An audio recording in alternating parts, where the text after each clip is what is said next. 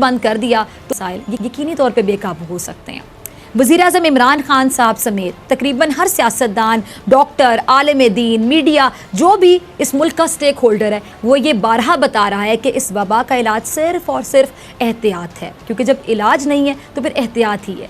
पूरी दुनिया ही इसकी लपेट में है, और अगर पाकिस्तान का हाल खुदा ना ख्वास्ता अमेरिका या ब्राज़ील जैसा हो गया तो यहाँ क़यामत से पहले क़यामत आ जाएगी। इतना संगीन ख़तरा, इतनी संगीन बीमारी, इतने संगीन मसाइल, और इस पर हमारी आवाम का जो एक बिहेवियर है वो देखें ज़रा।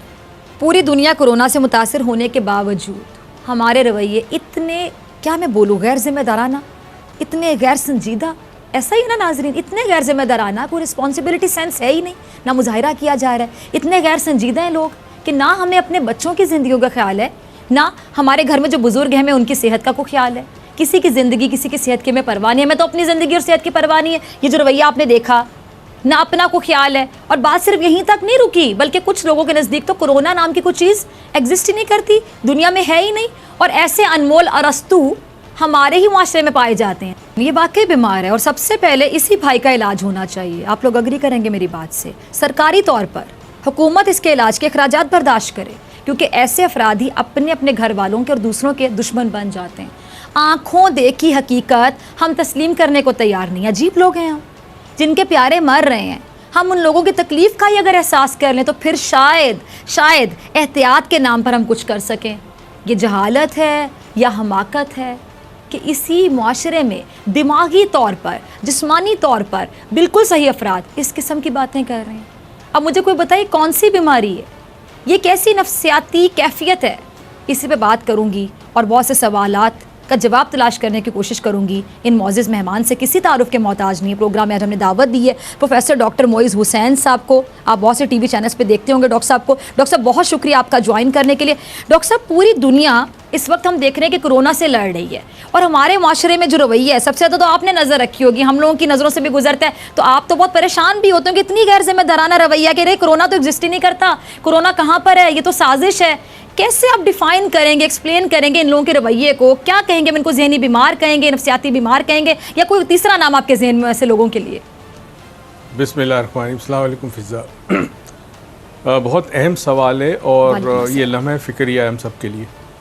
मैं लोगों से मिलता हूँ बाज़ार में तो आप कह रहे होगी, अक्सर लोग ये कहते हैं कि ये दुश्मन की साजिश है, मगरिब साजिश है, और ये है कि कोई चीज़ नहीं है। मैं एक फल वाले के पास फल लेने गया, उसने मास्क नहीं पहना था। मैंने कहा मास्क क्यों नहीं पहना? वो कहते जी अल्लाह बहुत बड़ा है, कोरोना क्या चीज़ है, अल्लाह बहुत बड़ा है, कोरोना कुछ नहीं कर सकता हमारा। अब मैं क्या करूँ?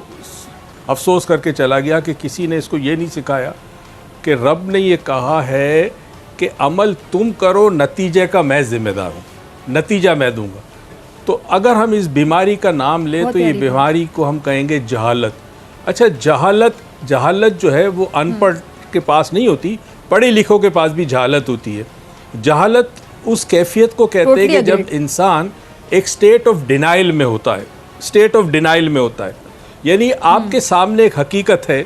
चलो पाकिस्तान में तो हम जानते हैं कि हमारे सियासतदान भी फुद्दू बनाते हैं, हमारी रियासतें भी करप्ट हैं, बहुत सारी चीज़ें हैं, मगर ये बाहर की दुनिया के अंदर जो वबा फैली है, जिसने एटॉमिक, बड़े बड़े एटॉमिक पावर्स को, दुनिया की सुपर पावर को घुटने टेकने के मजबूर कर दिया, तो क्या ये ख्याल में हमारा वहम है या किसी दुश्मन की साजिश है या किसी ने स्पैम पे भेजा है? तो ये जो जहालत है, उस जहालत का इलाज नहीं है। वजह इसकी है कि ना हमारे तालीमी इदारों में शऊर दिया जाता है। जहालत का एब्सेंस है, मतलब शऊर ना होना, लाशऊर। अकल हमारे में बहुत है, हमसे ज़्यादा अक्लमंद बहुत कम अक़वाम है। हम मिलावट में माहिर हैं, हम जुगाड़ करने में माहिर हैं, हम हर चीज़ में माहिर हैं, मगर जहाँ शऊर हो, शऊर हमारे पास है ही नहीं।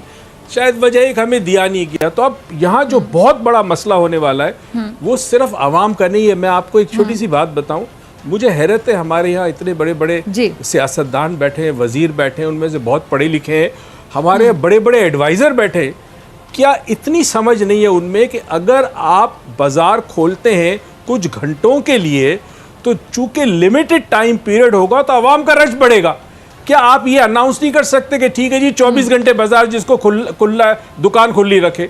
जब वक्फा ज़्यादा होगा, टाइम ज़्यादा होगा, तो हुजूम नहीं होगा। जब हुजूम नहीं होगा तो लोग एक दूसरे से करीब नहीं होंगे। आपने खुद देखा होगा, कई चैनल्स पे मैंने देखा, जब पहले दिन लॉकडाउन नरम हुआ उसके बाद लोग इस तरह टूटे जैसे पता नहीं कोई मुफ्त में खाना बट रहा हो, मुफ्त में कपड़े बट रहे हो।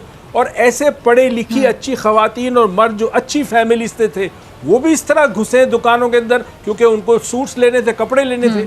तो अब ये जहालत उस कौम में ख़त्म होती है जिस कौम में लीडरशिप हो जो उनको शऊर दे।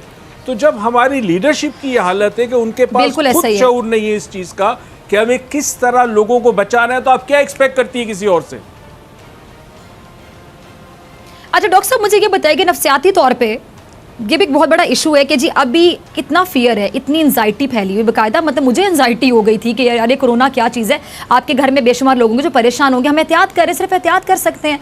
मुझे बताइए कि ऐसे हालात में ईद के कपड़े लिए जा रहे हैं, चले बच्चे जिद करते हैं आप उनके कपड़े तो ले लेते हैं, बच्चों को नहीं आप समझा सकते कि कोरोना की वजह से हम शॉपिंग नहीं कर रहे, लेकिन बड़े लोगों को भी शौक है कि मैंने कपड़े लेने हैं, मैंने जूते लेने हैं नए। ऐसे हालात में कौन देखेगा? सोशल डिस्टेंसिंग की हमें बाकायदा हिदायत दी गई है, हम कहाँ लेके जाएंगे वो कपड़े, कहाँ पहन के जाएंगे जब हमें जाना ही नहीं कहीं पे, हमने अपने घर में लोगों को दावत नहीं देनी, इतने लोगों को इकट्ठा ही नहीं करना। पहला पॉइंट ये कि आप अपनी जान को हथेली पे रख के अपने जहन को सुकून देने के लिए कि शॉपिंग करना चाह रहे हैं तो जाहिर बात है आप अपने जहन को सुकून देना चाह रहे हैं, इसको जरा नफ्सियाती तौर पर डिफाइन कीजिए कि आप जान हथेली पे रख के जिंदगी को खतरे में डाल के एक थोड़ी सी रिलैक्सेशन लेना चाह रहे हैं कि शॉपिंग करने से मजा आएगा। फिजा, मैं चंद बुनियादी प्रॉब्लम्स बता रहा हूं जो हमारे साथ हुए हैं। जब पाकिस्तान बना उस वक्त एक नारा लगाया गया कि पाकिस्तान का मतलब क्या, ला इलाहा इल्लल्लाह। पाकिस्तान का मतलब ला इलाहा इल्लल्लाह नहीं होना चाहिए था, पाकिस्तान का मकसद ला इलाहा इल्लल्लाह होना चाहिए था। मतलब और मकसद में बड़ा फ़र्क है। चूँकि मकसद नहीं था तो यहाँ पे अल्लाह ताला का वो निज़ाम जो राइज होना चाहिए था वो नहीं हुआ, और उस निज़ाम का सबसे बड़ा जो इंडिकेटर है वो ये है कि अदल और इंसाफ होता, वो नहीं हुआ।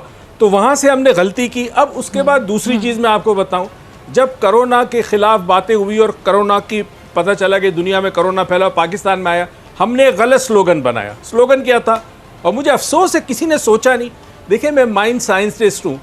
इंसान जो अल्फाज बोलता है ना या सुनता है, जहन में उसके इमेज बनता है। ब्रेन हमारा लफ्ज़ों पे नहीं चलता, हर लफ्ज़ का ब्रेन एक तस्वीर बनाता है, एक खाका बनाता है। आपने स्लोगन दिया कोरोना से डरना नहीं लड़ना है, ये भी गलत है, क्योंकि अब ये सारी आवाम आ गई है, क्योंकि उनको पता है कि हम तो बड़े लड़ाके, हमने तो इंडिया के साथ इतनी जंगें ली, हमसे कोई जीत नहीं सकता। स्लोगन ये होना चाहिए था कि कोरोना से डरना नहीं बचना है। अगर ये स्लोगन पहले दिन से आता तो लोगों के जहन में बचने का तस्वुर आता या लड़ने का तस्वुर हो गया। तो अब बचने के लिए अब हम बार बार कह रहे बचोगे कैसे? तीसरी चीज़, social distancing is also a wrong word. Social distancing का मतलब है समाजी तौर पर दूर होना। असल में ये वर्ड होना चाहिए फिजिकल डिस्टेंसिंग। मैं पाकिस्तान के लिए कह रहा हूँ क्योंकि शऊर नहीं है ना। दुनिया के लिए सोशल डिस्टेंसिंग बिल्कुल परफेक्ट है, बिकॉज वो समझते हैं। हमें ये कहना था जी जिस्मानी तौर पर आप दूर रहें, आपने ये भी नहीं किया। तो हुआ क्या, ईद आपके चंद दिन के बाद आपकी ईद है, बाज़ारों में रश है, लोग मेहंदियों के लिए फ़ोन आ रहे हैं ख़वातीन का, जी आप अपने ऑर्डर बुक कराएं, हम आपको बुकिंग टाइम देंगे क्योंकि हमारे पास रश बहुत है। अब ये मेहंदी लगा के कपड़े नए बना के आप कहाँ जाएंगे? आप यकीनन जाएंगे। फिजा, ये मेरी बात याद रखना, ये कोई अमल नहीं करेगा, जाने के लिए बना रहे हैं ना कपड़े, जाएंगे। और ये भी मैं आपको गारंटी, बगल गिर भी होंगे, गले भी लगेंगे। देखिए, अभी आपने कहा साउथ अमेरिका के अंदर, सॉरी मैं आपकी बात काट रही हूँ, देखिए जितना रश बाजारों में है उसको देखकर अंदाजा लगाया जा सकता है। ये तो इसमें तो जरा भी शक और शुबे की बात नहीं रह जाएगी कि जितने लोग ये बाजार में शॉपिंग करने गए हैं, जाहिर बात है इनके घरों में लोग भी इकट्ठे होंगे, या ये अपने बच्चों को लेकर किसी के घर चले जाएंगे, जी हम खाने पे आ रहे हैं, तो जाहिर बात है ये फिर पार्टियां करने के लिए, गेट टुगेदर्स करने के लिए कपड़े खरीद रहे हैं। तो फिर कैसी सोशल डिस्टेंसिंग? आपकी वाली बात सही कि सोशल डिस्टेंसिंग नहीं, फिजिकल डिस्टेंसिंग, ये एक लफ्ज़ का इस्तेमाल होना चाहिए, फिजिकल डिस्टेंसिंग चाहिए। दूसरी चीज़ फिजा, एक चीज़ याद रखें, जिन माशरों में फिजिकल डिस्टेंसिंग कम होती है, मिसाल के तौर पे जो साउथ अमेरिका है या सेंट्रल अमेरिका है, वहाँ लोग एक दूसरे से फिजिकली बहुत क्लोज मिलते हैं, यानी गले मिलने का रिवाज बहुत है, आम तौर पर बहुत है। जबकि मगरिब के कई ममालिक में रिवाज नहीं है। कई मुल्क ऐसे हैं जहाँ लोग मर्द से मर्द के गले मिलना पसंद नहीं किया जाता, मायूब समझा जाता है। तो जिन मुल्कों में, अभी ब्राज़ील में भी एकदम फैला है, ये इसलिए फैलता है कि वहाँ लोग फिजिकल डिस्टेंस मेंटेन नहीं करते, तो कोरोना ज़्यादा फैलता है। तो तो हमें आपके चैनल से और तमाम मीडिया को ये बताना चाहिए कि मेहरबानी करके ये जो 4-5 दिन है इसमें संभालो, नहीं तो ये वबा। अच्छा गवाह, मैंने ये बात कही थी आज से कोई महीना पहले कि मई के महीने में हम 50,000 को क्रॉस करेंगे।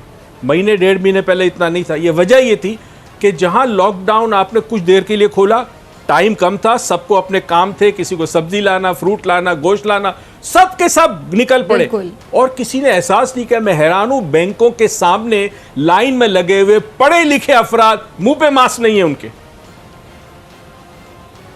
बिल्कुल अब क्या करेंगे?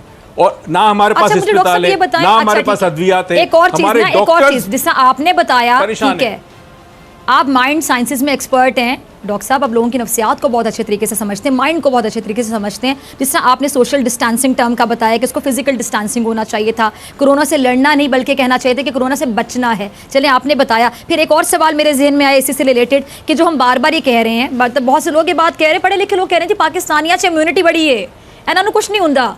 हमारे बच्चे तो मट्टी खाते हैं, बचपन में मट्टी सारे बच्चों ने खाई हुई है, और हमारे यहाँ आपको पता है पोल्यूशन इतनी ज़्यादा, हम तो बड़े इम्यून हैं। तो फिर ये चीज़ भी साइकोलॉजिकली कितना अफेक्ट कर सकती है कि हम अपने आप को इम्यून समझ रहे हैं, हमारे अंदर तो बहुत इम्यूनिटी है और ना हो फिर